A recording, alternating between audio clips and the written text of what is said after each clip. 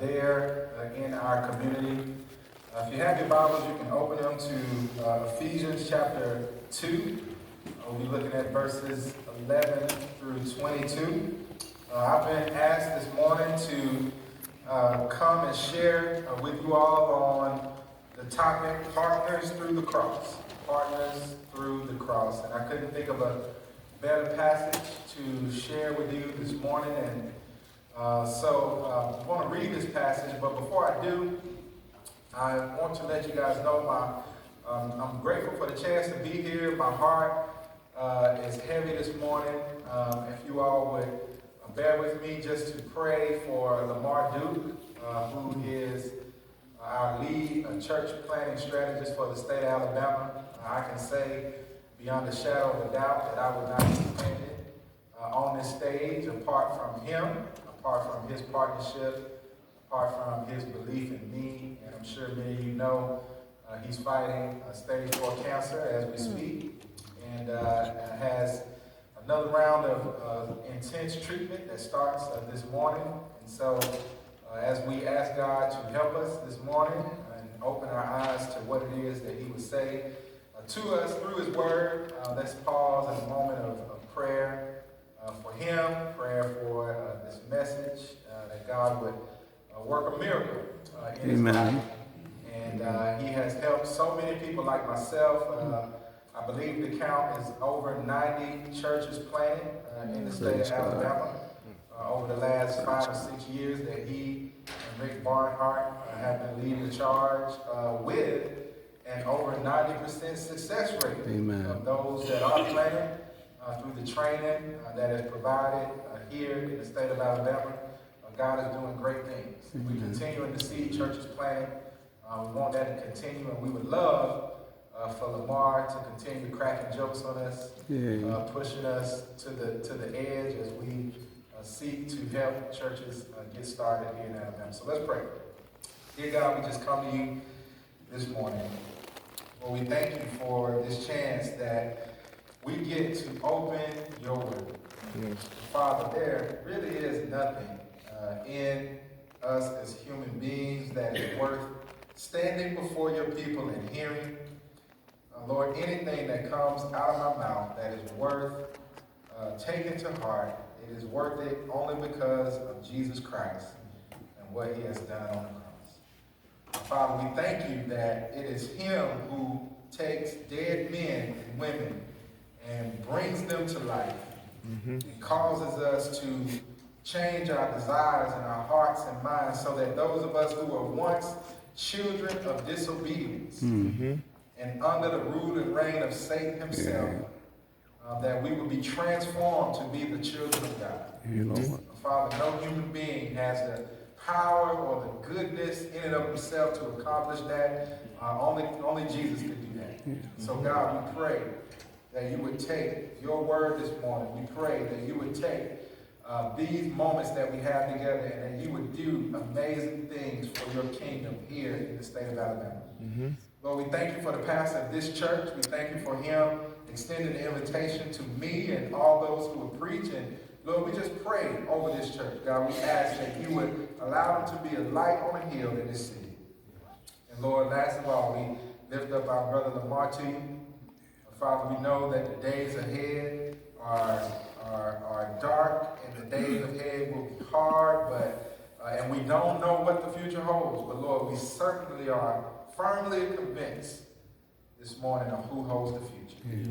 So Lord, with that, we are confident that you will accomplish your plans and your purposes in Lamar's life. And God, we ask that you would touch his body in a way that the doctors themselves would not be able to explain. And that you will continue to use him to advance your kingdom here in Alabama and all over the world. In Christ's name we pray. Amen.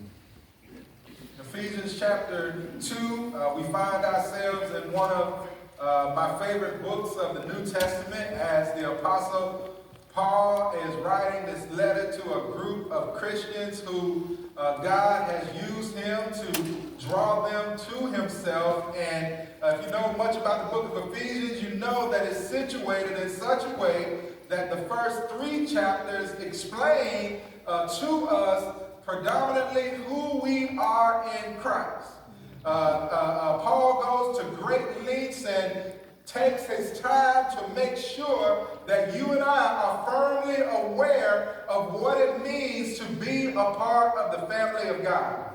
And he takes that explanation of what it means to be a part of the family of God and who we are in Christ. And then in the last half and last 3 chapters of the book, he says, in light of who you are, then this is how you should live. And so we find ourselves this morning in that first half of this book as we look to Paul to help us understand who we are in Christ. And as we think about partners through the cross, this is one of the most profound passages in all of the New Testament on the subject. And it is my prayer that as we are in a room, hopefully full of pastors and pastors who are shepherding people, that you would make this passage something that your people are firmly aware of.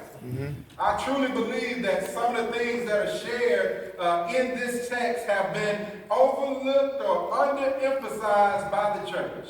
And that God is calling us this morning to a greater awareness of who we are and a greater awareness of what the cross has accomplished on our behalf. And so if you would follow along with me as I read verses 11 through the end of the chapter, verse 22, and I'm going to be reading from the CSB version this morning, but this is what it says in verse number 11. It says, "So then, remember that at one time you were Gentiles in the flesh, called the uncircumcision by those called the circumcised, which is done in the flesh by human hands. At that time, you were without Christ, excluded from the citizenship of Israel and foreigners to the covenants and of promise, without hope and without God in the world. But now, in Christ, you who were far away have been brought near by the blood of Christ.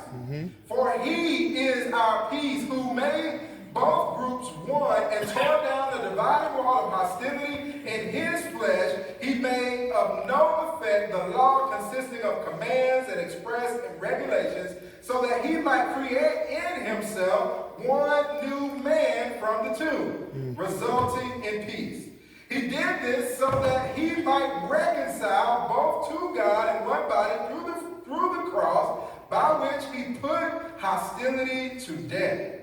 He came and proclaimed the good news of peace to you who are far away, and peace to those who are near. For through him we both have access in one spirit to the Father.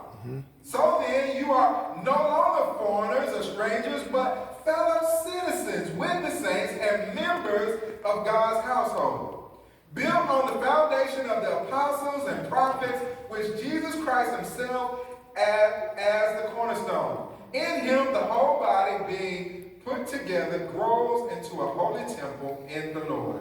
In him you are also being built together for God's dwelling in the Spirit. Amen. In this passage we're going to find 3 things as it relates to partners through the cross. The first thing I want us to observe this morning is this reality that we are remembering. We need to be remembering where we came from is essential to partnership. Remembering where we came from is essential to partnership. Paul opens up verse number 11 by asking these believers to remember that at one time you were Gentiles in the flesh, called the uncircumcision by those called the circumcised. He says, which is now done in the flesh by human hands. He says you need to be remembering at that time you were without Christ, excluded from the citizenship of Israel, and foreigners of the covenants of promise, without hope and without God in the world. Paul lays out for them, he's telling these Gentile believers, he says, do not get so high and mighty that you forget from where you came. Paul tells them, he says, hey, I know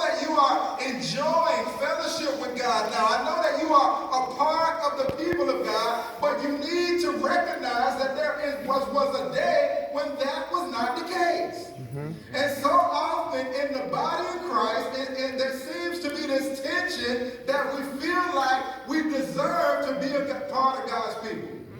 That somehow we now, being in Christ, get to look at others and judge them, or look at others and create some type of hierarchical system within the people of God, and we place value and worth on who is worthy of our help and who is worthy of our support and our partnership based on things that God just simply does not have categories for inside the kingdom of God. Amen. Paul reminds them with absolute clarity and conviction. He says to them, hey, you were not always a part of the people of God. And he's saying this morning to Gentile believers. He's saying this to those who were outside of Israel at the time. And so unless you are of Jewish descent this morning, then all of us are in this boat. Where God, not because of our ethnicity or because of how much money we have or because we have a good background or we come from a good family, he says that we were all on the same playing field.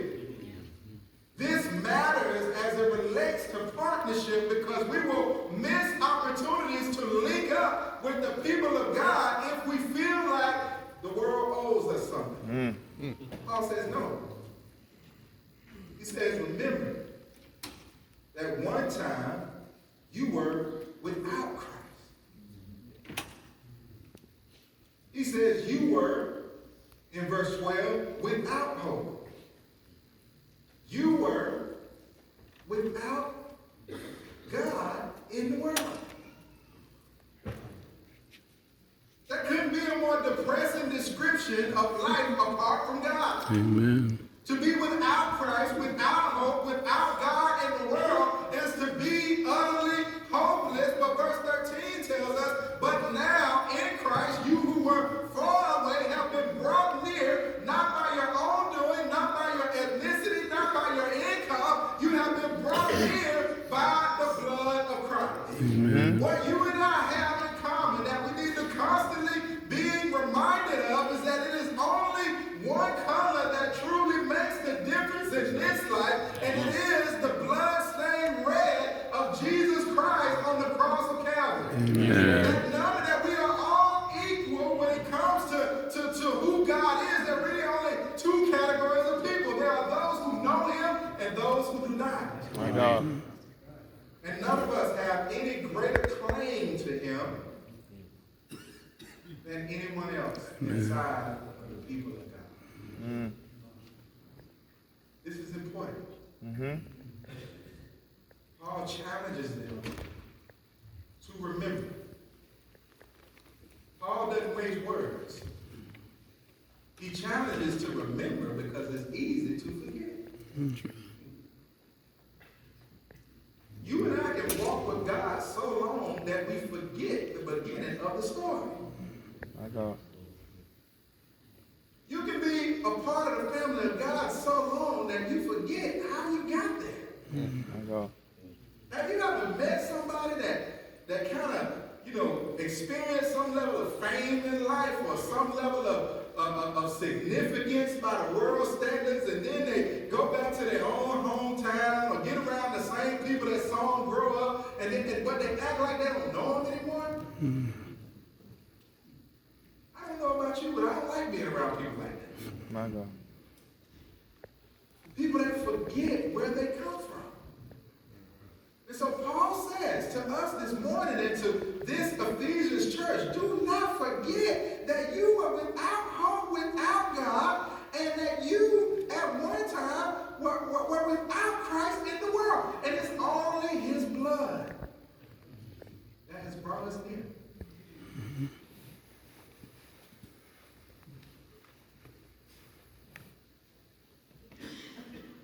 We're going to be real partners. If we're going to experience all God desires for his people to accomplish together, then we have to recognize that what we share in common is that at one time we all had a nature that hated That at one time, you and I would be those people surrounding the cross of Christ, not trying to help him get down. My God. Not trying to worship him. That at one time in this lifetime, if Jesus would have been crucified before us, you and I would have been in the crowd asking for the criminal to be released and for the innocent man to be destroyed. That same reality that existed when Jesus was on the cross existed in our hearts apart from him opening our eyes. We have nothing, the Bible says, to boast about. Amen. This exact chapter tells us in verses 1 through 10 that it is by grace through faith that you have been saved, not of works, so that no one can boast. So you and I can bring no confidence this morning in who we are apart from Jesus. Amen. My God. Paul wanted them to be reminded of that this morning. So brothers and sisters, those of you who God has called to be stewards over the resources of the kingdom, he has given you platforms and territories and people to reach. And right now in the state of Alabama, there are almost 3 million people who don't go to anybody's church.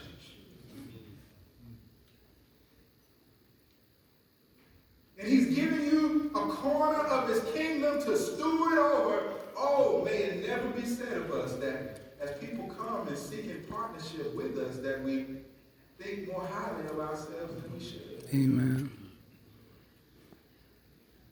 The next thing I want us to see is that the cross makes us partners and gives us access to God. The cross makes us partners and gives us access to God. When you think about the gospel, you think about sharing your faith with Christ, and when people think about this passage, typically up to this point, nobody has any problem with anything I have shared. Because we see salvation primarily and sometimes exclusively as a vertical reality.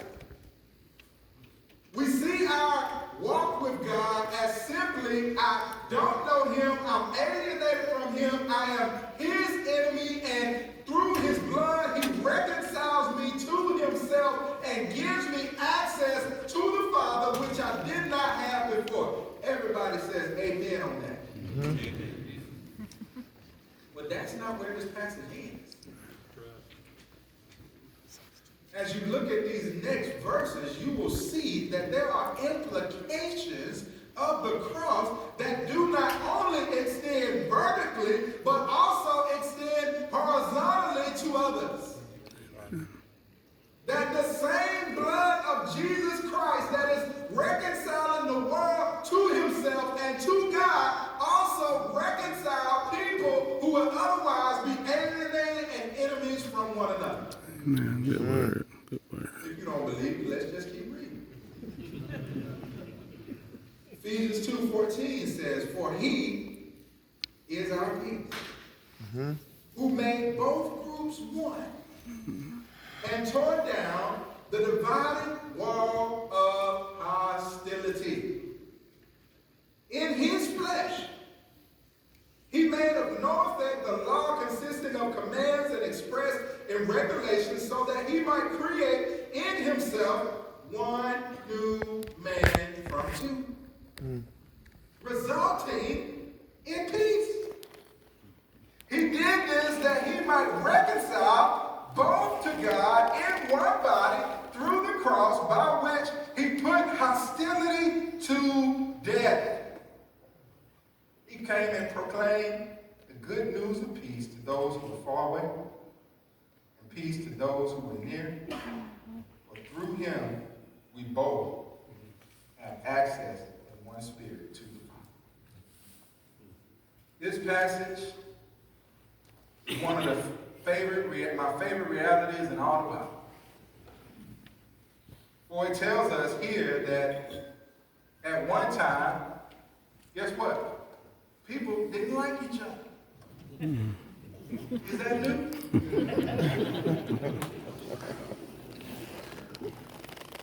It says, for he is our peace, who made both groups one, and he tore down the dividing wall of hostility. Listen to me. Even in the scriptures, you see Jews and Gentiles hated each other, and the hatred was so strong that Paul literally says there was a dividing wall of hostility. Guys, this is worse than Alabama Auburn.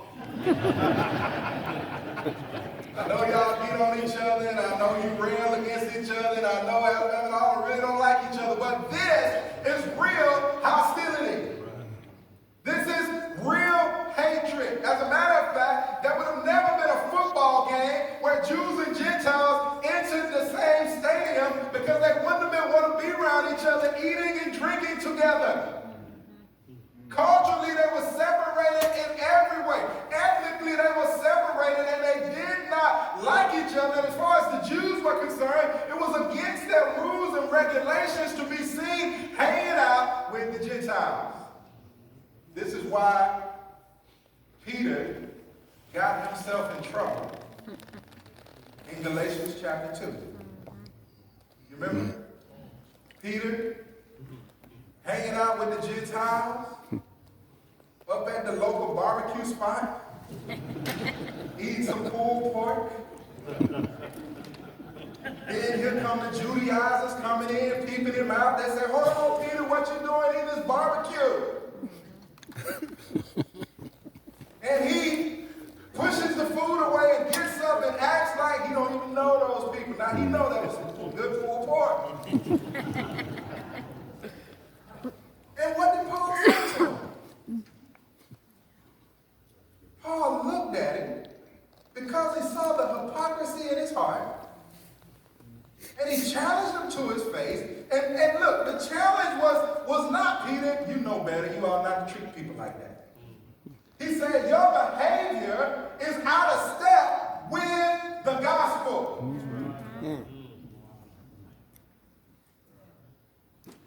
Oh, good. It's not out of step with brotherly love. It's not out of step with just being kind. It's not just out of step with the fruit of the Spirit. It is out of step with the very gospel of Jesus Christ, because the blood of Christ tears down every dividing wall of hostility. And as you separate yourself from others who have called God their God and are a part of his family, you are out of step with that good news. Amen. My good word.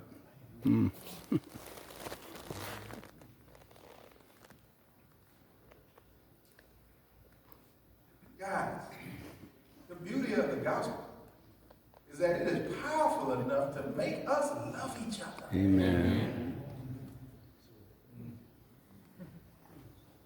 That it gives us access to God himself.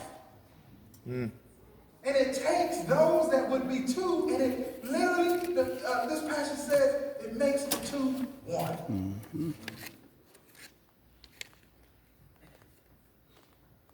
It says, in verse 15, he made of no effect the laws consisting of commands expressed in regulations, so that he might create in himself one new man from two, resulting in peace. Y'all, as I look at the church landscape today, do you see one church or multiple churches?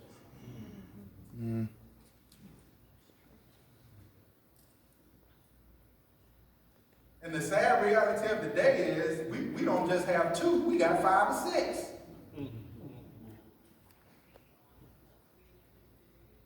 And for the most part, it's divided along racial and ethnic lines.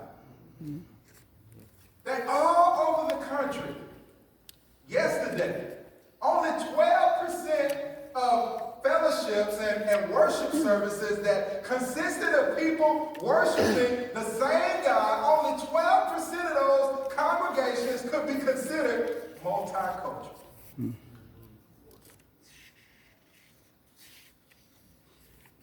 Because we choose to be maintenance. I mean, I'm gonna tell y'all something. I left my pen